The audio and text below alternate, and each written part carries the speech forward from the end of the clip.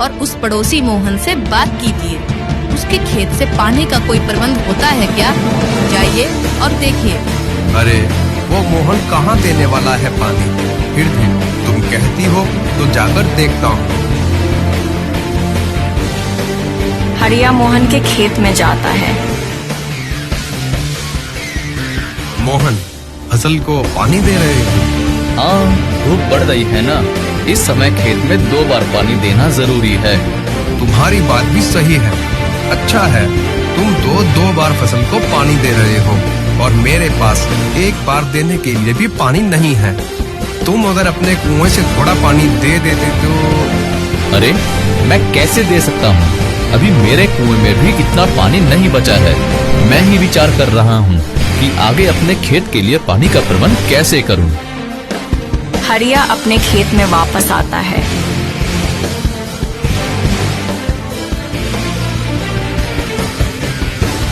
उसने पानी के लिए मना कर दिया। जी, मुझे तो लगता है कि अब हमें अपने खेत में ही कुआं खोद देना चाहिए। हमारे ही खेत में कुआं होगा तो हमें कभी पानी के लिए कोई दिक्कत नहीं होगी।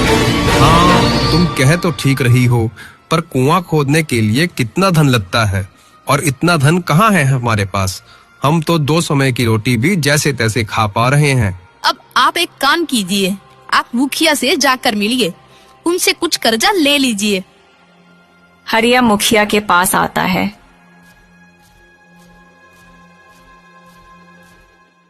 राम राम सरकार। बोलो हरिया, क्या काम है? सरकार, थोड़ा कर्जा चाहिए था। खेत में कुआं बनवाना है। क्या अब खेत में कुआं बनवाना है? तुम्हारा तो पिछला कर्जा भी तुमने नहीं चुकाया है अभी तक। हाँ सरकार, एक बार कुआं बनवा लूं, फिर फसल को पानी मिलता रहेगा और फसल अच्छी आएगी तो मैं आपका सारा कर्जा एक साथ उतार दूंगा। ठीक है, अगर ऐसी बात है तो दे देता हूँ तुम्हें कर्जा। हरिया मुखिया से कर्जा लेता है और मजदूरों को बुलाकर कुआं बनाने के काम पर लग जाता है। 2 दिनों के बाद कुआं बनकर तैयार हो जाता है। शाम के समय कुएं का काम पूरा खत्म हो जाता है। हरिया और कांता देखते हैं कि कुआं पानी से पूरा भर गया है। अरे वाह, ये कुआं तो पानी से पूरा भरा हुआ है। देखिए, मैंने कहा था ना, अब देखिए हमारी फसल भी कैसे लहराने लगेगी। हाँ, हम कल सुबह खेत में पानी देने के लिए आते हैं। हरिया और कांता खुश होकर अपने घर चले आते हैं। दोनों इतने खुश होते हैं, उन्हें अब पानी की कोई चिंता नहीं होती। दोनों सो जाते हैं। अगली सुबह दोनों जल्दी उठकर अपने खेत में आते हैं। जैसे ही कुएं के पास आते हैं, वो देखते हैं कि कल जहां पानी से भरा हुआ कुआं था, आज उस जगह पर मिट्टी के सिवा और कुछ नहीं होता। अरे ये क्या, कुआं कहाँ गया? हाँ, मैं भी वही देख रही हूँ। कल पानी से भरा हुआ कुआं आज कहीं गायब हो गया। क्या हो रहा है ये? अरे इतनी मेहनत से वो कुआं हमने बनवाया था, कहाँ चला गया? जमीन निगल गई या आसमान खा गया हमारे कुएं को? वही तो कुछ समझ में नहीं आ रहा है। वो कोई मनुष्य या प्राणी नहीं है कि ऐसे लुप्त हो जाए। अरे मैंने मुखिया से कर्जा लिया है। अब अगर कुआं ही नहीं होगा तो फसल कैसे आएगी, और फसल नहीं आएगी तो मुखिया का कर्जा कैसे चुकाऊंगा? हरिया हताश होकर बैठ जाता है। कांता भी हताश हो जाती है। दोनों को समझ नहीं आ रहा था कि आखिर उनका कुआं ऐसे लुप्त कहाँ हो सकता है। कुछ देर के बाद, सुनिए जी, मैं क्या कहती हूँ, आप महाराज से जाकर मिलिए। अरे महाराज के पास जाकर क्या करूँगा? महाराज के पास जाकर उन्हें बताइए कि किसी ने हमारे कुएं को चोरी कर लिया है। क्या कुएं की चोरी हुई है? हाँ, अब हमने इतनी मेहनत और खर्चा करके कुआं बनवाया था और वह यहाँ नहीं है। इसका अर्थ यही है ना कि उसकी चोरी हुई है। आप जल्दी जाइए। अरे कुआं चोरी हो गया है, यह सुनकर लोग मेरा मजाक उड़ाएंगे। पूरा गांव हंसेगा मुझ पर। महाराज को भी मेरी बात पर विश्वास नहीं होगा। वो सब मैं नहीं जानती हूँ। अभी महाराज ही हमारी सहायता कर सकते हैं। कांता की बात सुनकर हरिया महाराज के राजसभा में आता है। महाराज की जय हो। बताओ क्या समस्या है तुम्हारी? महाराज, मेरा कुआं चोरी हो गया है। क्या चोरी हुआ है? और वो भी कुआं? ऐसा कैसा विचित्र कुआं है तुम्हारा जिसकी चोरी हो गई है? महाराज, मैं सच बोल रहा हूँ। 2 दिन मजदूर लगाकर मैंने अपने खेत में कुआं बनवाया था। कल रात पानी से भरा हुआ वो कुआं मेरे खेत में ही था, पर जब आज सुबह मैंने और मेरी पत्नी ने खेत में फसल को पानी देने के लिए गए तब कुआं वहाँ नहीं था। क्या बोल रहे हो तुम? मुझे तो विश्वास ही नहीं हो रहा है। कोई कुआं अपनी जगह से कैसे लुप्त हो सकता है? महामंत्री, आपने कभी इस विषय में कुछ सुना है कि कोई कुआं अचानक से लुप्त हो गया हो? नहीं महाराज, ऐसी विचित्र घटना तो मैंने जीवन में आज पहली बार सुनी है। ऐसा कभी हो ही नहीं सकता। यह व्यक्ति अवश्य झूठ बोल रहा है। यह राज्यसभा का समय व्यर्थ कर रहा है। अरे नहीं महाराज, मैं सच बोल रहा हूँ। मैं एक गरीब किसान हूँ। मैंने मुखिया से कुआं बनवाने के लिए कर्जा लिया है। आप चाहे तो उनसे पूछ लीजिए।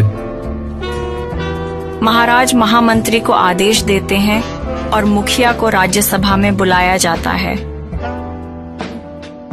मुखिया, बताओ, इस किसान ने तुमसे कुछ दिन पहले कुआं बनाने के लिए कर्जा लिया था? हाँ महाराज, ये कुछ दिन पहले मेरे पास आया तो था और कह रहा था कि उसे अपने खेत में कुआं बनवाने के लिए कर्जा चाहिए और कह रहा था कि अच्छी फसल होने के बाद सारा कर्जा एक साथ उतार दूंगा। देखिए महाराज, मैंने कहा था ना, मैं सच बोल रहा हूँ। मैंने कुआं बनवाया था, पर अब वो गायब हो गया है। महामंत्री, आप स्वयं इस किसान के खेत पर जाकर देखिए। यदि वह कुआं वहां बना होगा तो उसके कोई चिन्ह मिलेंगे। महामंत्री हरिया के साथ उसके खेत में आते हैं। महामंत्री पूरे खेत को ध्यान से देखते हैं और फिर से महल में चले जाते हैं। महाराज, मैंने उस किसान के खेत का पूरा ध्यान से निरीक्षण किया है, परंतु उस खेत में 2 दिन पहले कोई कुआं बना हो ऐसा कोई चिन्ह नहीं थे। समझ नहीं आ रहा है कि वह किसान हमसे झूठ क्यों बोल रहा है। महामंत्री, आप उस किसान पर नजर बनाए रखिए। मुझे तो वह किसान भी उसके कुएं की तरह विचित्र लग रहा है। शाम हो जाती है। कांता और हरिया अभी तक खेत में ही बैठे हुए थे। अंधेरा हो जाता है और अचानक वह कुआं उसी स्थान पर प्रकट हो जाता है जहां कल उसे बनवाया गया था। उस कुएं से पानी बहने लगता है। कांता और हरिया उस पानी से भरे हुए कुएं को देखकर आश्चर्य में पड़ जाते हैं। मेरा तो मेरी आंख पर विश्वास ही नहीं हो रहा है। ये कुआं यहाँ अपने आप कैसे प्रकट हो गया? अब ये सब छोड़ो। अब यह कुआं प्रकट हो ही गया है तो खेत में पानी दे देते हैं। दोनों भागकर कुएं के पास जाते हैं। हांडा उठाकर उसे रस्सी से बांधकर कुएं में डालकर पानी निकालने लगते हैं। जब हरिया कुएं से हांडा बाहर निकालता है तब वो खाली होता है। ये क्या? कुएं में इतना पानी भरा हुआ है, फिर भी ये हांडा खाली कैसे है? आप रुकिए जी, मैं देखती हूँ। अब कांता आगे जाती है और हांडे को कुएं में छोड़ती है। वो हांडे को कुएं से बाहर निकालती है। वो भी खाली होता है।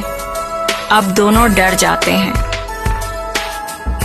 सुनिए जी, मुझे यह कुआं कुछ विचित्र प्रकार का लग रहा है। हमें इस कुएं से दूर ही रहना चाहिए। मुझे भी कुछ समझ में नहीं आ रहा है। यह सब क्या हो रहा है? चलो अभी हम घर चलते हैं, कल आकर सोचेंगे क्या करना है। कांता और हरिया घर आते हैं।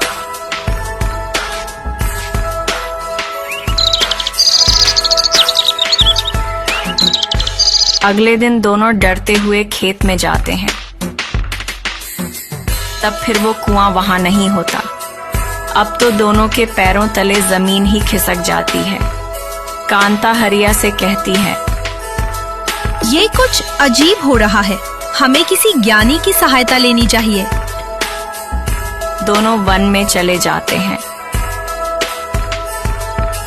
वन में एक बहुत बड़े साधु थे जिन्हें भूत, भविष्य और वर्तमान के विषय में सब ज्ञान था। साधु बाबा, हमारा रक्षण कीजिए। क्या हुआ पुत्र? साधु बाबा, मेरे खेत में बनाया हुआ कुआं अचानक गायब हो जाता है। हाँ साधु बाबा, हमने बड़ी मेहनत से कुआं बनवाया था, पर सुबह जब हम खेत में जाते हैं तो वह कुआं अपने स्थान पर नहीं होता। बाबा जी, आप ही हमारी सहायता कर सकते हैं। आपको तो तीनों कालों का ज्ञान है। आप ही बताइए कि उस विचित्र कुएं का रहस्य क्या है। पुत्र, हमारे इस जन्म में जो भी अनुभव हमें आते हैं उसकी कड़ियाँ हमारे पिछले कई जन्मों से जुड़ी होती है। तुम्हारे साथ यह जो विचित्र घटना घट रही है उसकी कड़ी भी तुम्हारे किसी पिछले जन्म से जुड़ी हुई है। आप क्या कह रहे हैं साधु बाबा? मेरे कुछ समझ में नहीं आ रहा है। पुत्र, तुम्हारे पिछले जन्म में तुम एक बहुत बड़े सेठ थे। उस समय तुम बहुत धनवान थे और तुम्हारे बड़े बड़े खेत थे और उन्हीं खेतों में एक बड़ा सा कुआं भी था। कुआं इतना बड़ा था जो पूरे गांव की प्यास बुझा सकता था। उस कुएं का पानी कभी खत्म नहीं होता था। एक बार गांव में अकाल पड़ा था और एक दिन। सेठ जी, गांव में अकाल पड़ा है। आपके खेत के कुएं में इतना पानी है, अगर आप कहें तो मैं थोड़ा पानी अपने घर ले जाऊं। घर में बिल्कुल भी पानी नहीं है। पूरे गांव में मेरा ही कुआं है क्या, जो तुम मेरे कुएं में पानी लेने आ गई? सेठ जी, गांव के सभी कुएं सूख गए हैं। किसी भी कुएं में पानी नहीं है। सभी गांव वाले प्यासे हैं। इसका मतलब है कि अगर मैंने तुम्हें पानी दे दिया तो एक एक करके सभी गांव वाले मेरे कुएं से पानी लेने आएंगे। मैं नहीं दूंगा तुम्हें पानी। चले जाओ यहाँ से। लक्ष्मी काकी चली जाती है। उसे रास्ते में सुधा मिलती है। उसके हाथ में खाली हांडा था। क्या हुआ लक्ष्मी काकी, दे दिया सेठ ने पानी? अरे कहाँ, वो सेठ तो बड़ा ही दुष्ट है। हम सबकी जमीनें उसके पास गिरवी हैं। उसका ब्याज जीता है और हम पर ही रौब जमाता है। वो मुझे बोल रहा था कि जाओ कहीं और, किसी और गांव से पानी भर लो। क्या उसने ऐसा कहा? आपने उसे बताया नहीं कि सभी कुएं सूख चुके हैं? हाँ, मैंने उसे कितना कहा कि गांव में सिर्फ आपका ही कुआं ऐसा है जो पानी से भरा हुआ है। तो कहने लगा कि फिर एकाएक करके पूरा गांव मेरे कुएं से पानी लेने आ जाएगा। उस दुष्ट के पास अभी पानी है, इसीलिए उसे बहुत घमंड आया है। पर अगर कभी ऐसा दिन आया कि उसे पानी के बिना तड़पना पड़े, कब उसे हमारी पीड़ा का अनुभव होगा। तुम सही कह रही हो सुधा, पर वो तो बाद की बात है। अभी हम सब क्या करें? पानी का प्रबंध कैसे करें? पूरे गांव में पानी के बिना लोगों की हालत खराब हो रही है। अरे मैंने तो सुना है कि कुछ लोग यह गांव छोड़कर कहीं और जाकर बसने का विचार कर रहे हैं। अब सबके पास दूसरा कोई रास्ता भी तो नहीं है। अगर पानी का प्रबंध नहीं हुआ तो हमें भी ये गांव छोड़कर जाना ही पड़ेगा। कब तक हम पानी की प्रतीक्षा में यहाँ रह सकते हैं? ऐसे ही कुछ और गांव वाले सेठ के पास आते हैं और पानी मांगते हैं, पर सेठ किसी को पानी नहीं देता। फिर सभी गांव वाले अपनी जान बचाने के लिए गांव छोड़कर पानी की तलाश में निकल जाते हैं। सभी अपने कपड़ों की पोटलियां लेकर वन के मार्ग से जा रहे होते हैं। तभी उन्हें एक शिकारी राजू मिलता है। आप इतने लोग एक साथ कहाँ जा रहे हैं? बेटा, हमारे गांव में अकाल पड़ा है। एक बूंद भी पानी नहीं है किसी के पास। हम सब पानी की तलाश में गांव छोड़कर जा रहे हैं। अब जहां पानी का प्रबंध हुआ वहीं हम अपना नया गांव बसा लेंगे। अच्छा, मैं आपकी सहायता कर सकता हूँ। इस वन के उस पार एक नदी है। उस नदी में पूरे साल पानी रहता है। आप सब उस नदी के पास रहने जा सकते हैं। ये तो बहुत अच्छी बात है बेटा, पर वो वन की नदी है तो हमें किसी जंगली जानवर से संकट भी हो सकता है। नहीं काकी, मेरे होते हुए आप सभी इस वन में सुरक्षित हैं। कोई भी प्राणी आपको कोई संकट नहीं देगा। राजू भैया, आप इतने विश्वास से कैसे कह सकते हो? मैं बचपन से ही इसी वन में रहता हूँ। मैं इस वन के सभी प्राणियों को पहचानता हूँ। ये प्राणी कभी भी बिना किसी कारण के किसी पर आक्रमण नहीं करते।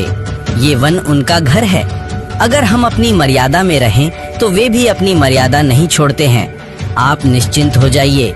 इतने सालों से यहाँ रहने के कारण से मैं यहाँ के पक्षी और प्राणियों की भाषा भी समझने लगा हूँ। सभी गांव वाले राजू शिकारी के पीछे चलने लगते हैं। सभी उस नदी के पास आकर रुकते हैं। गांव वाले नदी को देखकर भागकर नदी के पास जाते हैं। सभी गांव वाले पानी पीकर तृप्त हो जाते हैं और राजू शिकारी को धन्यवाद देने लगते हैं। राजू शिकारी उन सब का रक्षण करने के लिए उनके साथ ही रहने लगता है। तुम्हें तुम्हारे पूर्व जन्म में सभी गांव वालों के श्राप लगे हैं। तुमने तुम्हारे पास इतना पानी होते हुए भी उनकी सहायता नहीं की, इसलिए ईश्वर ने भी तुम्हें दंड दिया है और इस जन्म में तुम एक गरीब किसान बनकर जन्मे हो। साधु बाबा, मेरे पूर्व जन्म में मुझसे बहुत बड़ा पाप हो गया है, पर अब मैं उसका समाधान कैसे करूं? तुम्हारे महाराज के पास जाओ। महाराज ने पूर्व जन्म में बहुत पुण्य का काम किया है। तुम्हारे महाराज वही राजू शिकारी हैं जिन्होंने सभी गांव वालों को पानी तक पहुंचाया था। तुम महाराज को यह सब बताओ, फिर महाराज को कुएं से पानी निकालने को कहो। जब महाराज उस कुएं को स्पर्श करेंगे तो वह कुआं हमेशा के लिए उसी स्थान पर स्थित हो जाएगा। महाराज के पुण्यवान हाथ जब उस कुएं को स्पर्श करेंगे तब उसका पानी हांडे में भी आ जाएगा।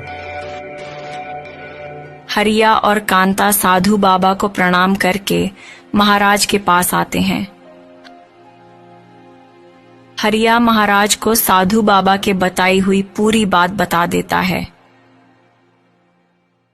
यह तुम क्या बोल रहे हो किसान? तुम अब महाराज को तुम्हारे कुएं का पानी निकालने को कह रहे हो? नहीं मंत्री जी, ये मैंने नहीं, साधु बाबा ने कहा है। आप चाहें तो साधु बाबा को भी बुला लीजिए। महामंत्री जी, साधु बाबा ने यदि ऐसा कहा है तो हमें उनके आदेश का पालन करना चाहिए। सभी हरिया के खेत में आते हैं। महामंत्री साधु बाबा को भी लेकर आते हैं। महाराज के खेत में आते ही वो कुआं वहां फिर से प्रकट हो जाता है। महाराज उस कुएं के पास जाकर उसे स्पर्श करते हैं और कुएं में हांडा डालते हैं। जब महाराज हांडे को बाहर निकालते हैं तब वह पानी से भरी हुई होती है। अरे, यह तो चमत्कार हो गया। साधु बाबा, हांडा पूरा भर गया। जो हांडा मेरे और मेरी पत्नी ने कुएं से निकाला तब खाली था, उसमें एक बूंद भी पानी नहीं था। पुत्र, यह चमत्कार नहीं है। आज तुम्हारे पिछले जन्मों के पापों का नाश हो गया है और गांव वालों से मिले हुए श्रापों का सब नहीं बचा जिसे बाजार में बेचकर कुछ अनाज खरीद तो फिर अब क्या होगा? क्या आज भी हमें बिना खाए ही रहना पड़ेगा? जरा पानी पिला दो, बहुत जोरों की भूख लगी पानी है। पीने से पेट भरेगा क्या? मैं क्या कहती हूँ, तुम एक बार फिर से अपने भैया के पास जाओ, उन्हें अपनी अवस्था के बारे में समझाओ। कुछ भी हो, वो तुम्हारे भाई हैं, वो जरूर समझेंगे तुम्हारी बात, मेरा यकीन करो। मैं अपने भैया को अच्छे से पहचानता हूँ, पर अगर तुम कहती हो तो एक बार जाता हूँ।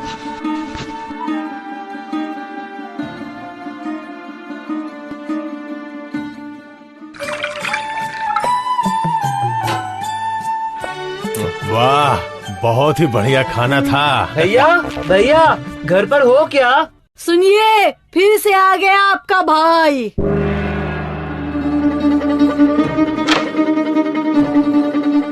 अब क्या चाहिए? भैया, सुबह से मैंने और मेरी बीवी ने कुछ नहीं खाया, अगर कुछ खाने को मिल जाता। नहीं नहीं, यहाँ कुछ नहीं मिलेगा, कहीं और जाके हाथ फैलाओ। बेकार में मैं तुम्हारी सहायता क्यों करूँ?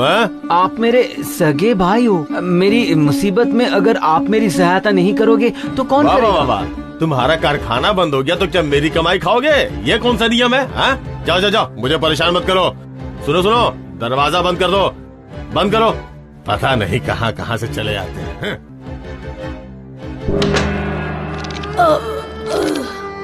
अरे बाप रे, कितना भारी है। बूढ़ी माँ, आप रहने दीजिए, आपसे नहीं होगा। मैं कह रहा था, आपकी तो उम्र हो गई है और देखकर लग रहा है कि इन लकड़ियों की गठरी बहुत भारी है, वो आप उठा नहीं पाएंगी।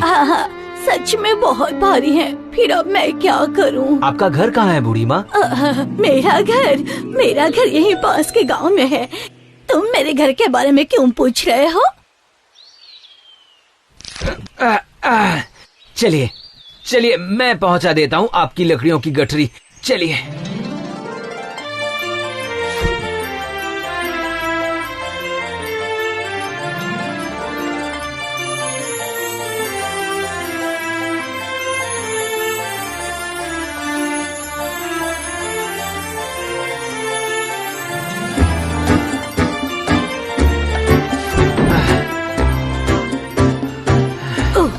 तुमने मुझ पर बहुत बड़ा उपकार किया है बेटा। मैं तुम्हारा यह उपकार कभी नहीं भूलूंगी। सुबह से खाली पेट हूँ ना, इसलिए थोड़ी कमजोरी लग रही है। आप जरा पानी पिलाएंगी मुझे? पर बेटा तुमने सुबह से खाना क्यों नहीं खाया? अब मैं अपने दुख की बात आपको क्या बताऊं बूढ़ी माँ। मेरा एक कपड़ों का कारखाना था, पर कुछ समय पहले वो भी बंद हो गया। सारा सामान बेचने के बाद अब मेरे पास कुछ भी नहीं बचा है। 2 वक्त का खाना भी नहीं मिलता। बहुत परेशानी में हूँ। तुम यहाँ रुको बेटा, मैं अभी आती हूँ। कहीं मत जाना, यहीं रुकना, ठीक है?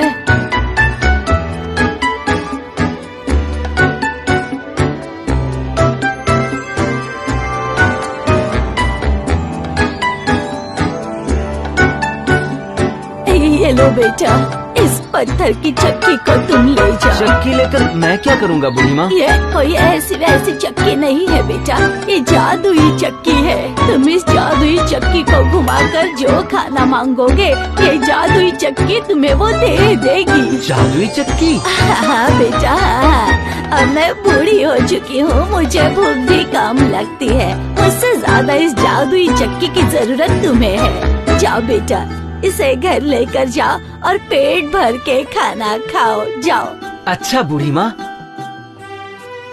और सुनो बेटा, जब तुम इस चक्की को रोकना चाहोगे, तब एक लाल कपड़े से चक्की को ढकने पर ही ये रुकेगी, समझे बेटा? मैं भी आपका ये उपकार कभी नहीं भूलूंगा बूढ़ी माँ।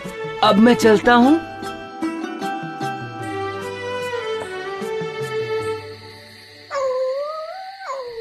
सच में?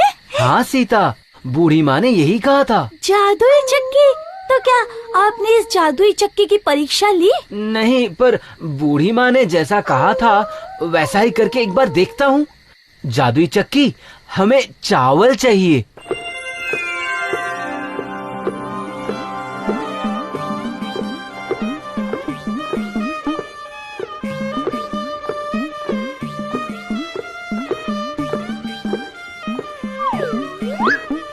भगवान, ये तो चमत्कार हो गया। ये सच में जादुई चक्की है। हाँ सीता, अब हम फिर से भर पेट खाना खा सकेंगे। सीता एक बोरी ले आओ। कुछ चावल घर में रखूंगा और बाकी को बोरी में भर लेता हूँ। कल सुबह होते ही बाजार ले जाऊंगा। कुल मिला के मतलब 2500 रुपए। बहुत अच्छा, बहुत अच्छा। हाँ? ये सर पे बोरे उठा के कहाँ जा रहा है?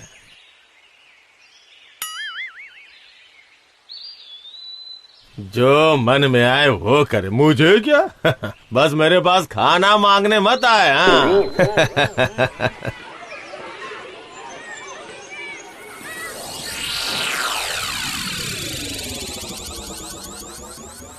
जादुई चक्की, आज हमें दाल चाहिए।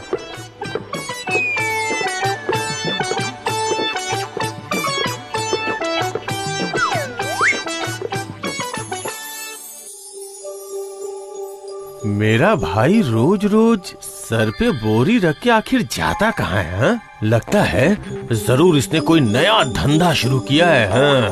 तभी तो मुझसे खाना मांगने भी नहीं आता। आज भाई के पीछे जाके देखता हूँ कि भाई आखिर जाता कहाँ है।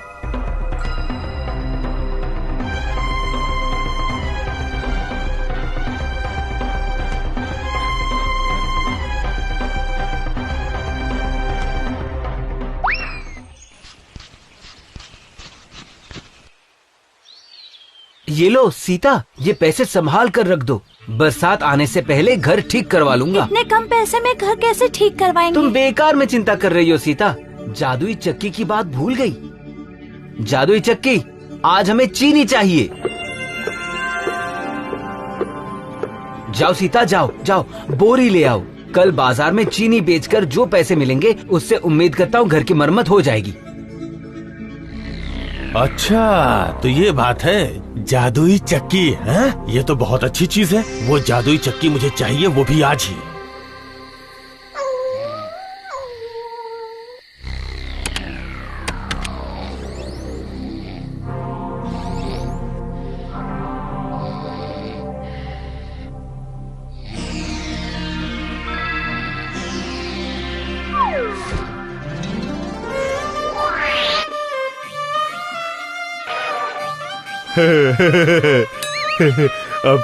अब तो मैं और भी बड़ा आदमी बन जाऊंगा और मुझे कोई नहीं रोक पाएगा।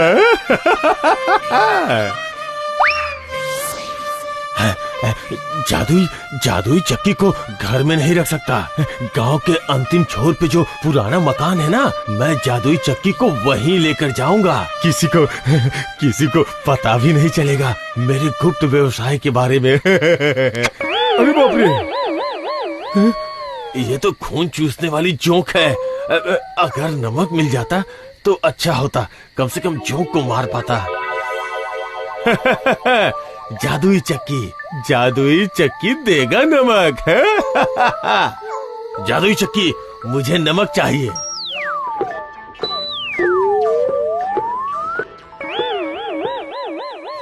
बस इतना ही चाहिए। अब रुक जाओ। अरे बाप रे, और नहीं चाहिए। अरे अब रुक जाओ। जादुई चक्की रुक जाओ। अरे ये रुक जाओ। ये क्या हो रहा है? अरे कहाँ ना, रुक जाओ। अरे जोक के साथ मैं